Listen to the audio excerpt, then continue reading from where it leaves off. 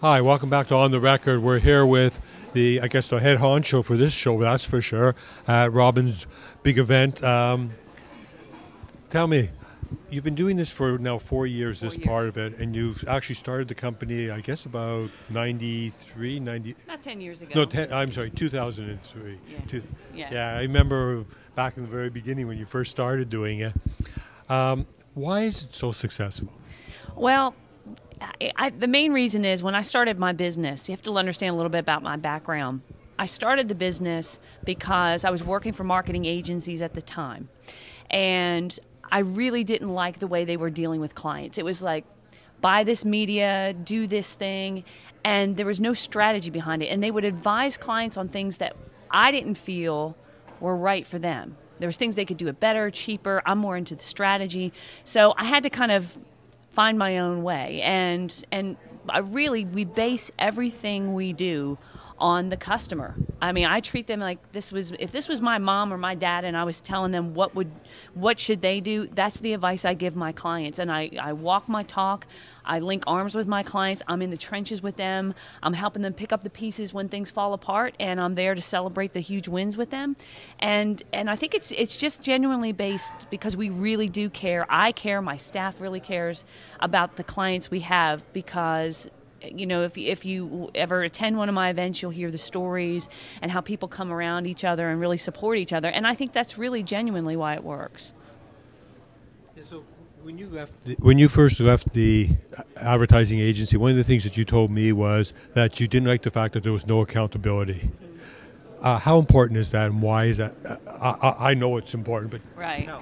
It's huge. I mean, all of us as business owners, it can be the loneliest job in the world. You go to an event like this, you get great information, you get pumped up, you get fired up, and then you go back to your office and you got problems. You got emails coming in from customer problems, you've got sales problems, you've got staff problems, and you've got fires you're putting out, and all of a sudden all those good ideas just go right out the window because you're dealing with the urgent and what's crisis. So we create these accountability groups to help you, to pull you back in and say, okay, I know you got to deal with those fires, but you also got to balance that. You got to come back in, you got to work on your business. You got to work on your marketing, your sales, your systems. You got to work on customer relationships. And so accountability is huge because it's just, it's that reminder, it's that piece that's missing, I think, in a lot of programs where you just kind of, it's good luck and hang in there and you're left to your own devices, you're not going to change anything.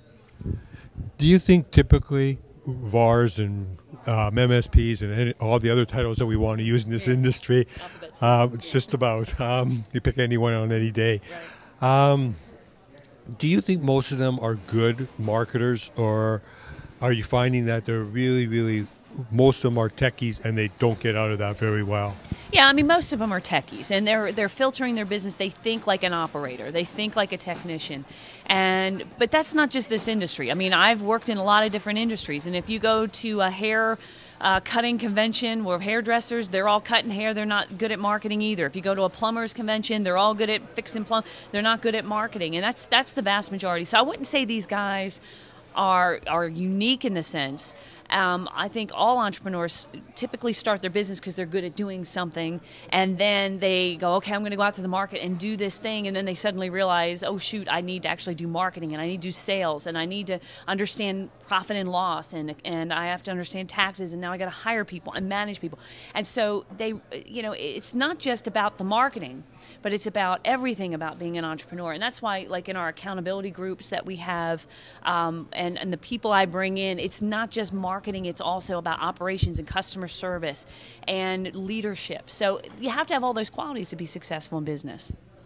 And the interesting thing is I've been to a lot of conventions that are for marketing companies or for advertising agencies, and they're not very good at marketing themselves or advertising themselves either in most cases, which is just shows you that it's not our industry. No. But if they really want to be successful, they have to give great service. There's no doubt about that. But absolutely. I have never met a VAR who's stays in the business for more than a couple of months who doesn't. Yeah. But there are so few VARs out there, and sorry, I'm using that as a all-encompassing word. Sure. But there are so few out there that really do anywhere. I won't even call it a great job. They even do a half-decent job, and probably I would guess that probably 75% of the ones that are probably already members of what you're doing. Right. Which is good, says a lot about you, but it says terrible about the industry. Right. So how do we, you, me, everybody else, what do we need to do to get more people into these types of programs, in your opinion? Well, I'm doing the best I can. I'm going to try and get them in. I'm going to try and help them out. And it is my business, and of course I want to generate sales and so forth. But it went, yesterday we had my finalists competing for the Better Your Best competition. And if you watch that, they were telling their stories and the transformation in their business and how, Stephen Swavely is now able to take time with his kids and teach them how to sail, or Wendy was talking about she hit absolute rock bottom in her business, was about to give up. I made a phone call to her, got her back into one of our sessions, got her into an accountability group. We helped her. She's now profitable. She's growing. She's closing deals. I know this sounds really kind of airy-fairy, and I don't mean to get all spiritual on you, but I think that there's a higher calling here for me, and that it really, it impressed upon me and my staff that we're marketing and all this, but we're really, our purpose and our mission is a lot more than that. We have a much deeper responsibility to our clients than just giving them a good postcard or a good website.